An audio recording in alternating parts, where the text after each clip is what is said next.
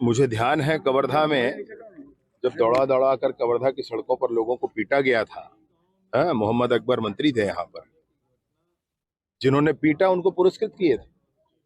मुझे ध्यान है इस विषय का कि बीरनपुर में घटना हुई थी, स्थानीय लोकल वहां के मंत्री मिलने नहीं गए थे, मुख्यमंत्री मिलने नहीं गए थे तत्कालीन। मुझे ध्यान है इस विषय का, जब मुख्यमंत्री थे और दिव्यांग ने उनके घर के सामने आत्मदाह कर लिया था कि मुख्यमंत्री को समय नहीं था बाहर निकल के उसको देख लें, पूछ लें उसके बारे में।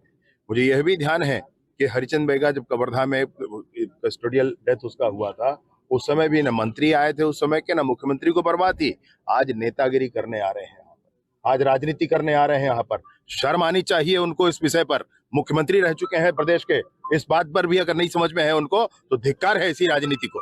अभी सेवा का अगर भाव है तो किया जाए। आकर के आप क्या कर रहे हैं गांव में, बताए कोई मुझे? बिल्कुल गलत बात है।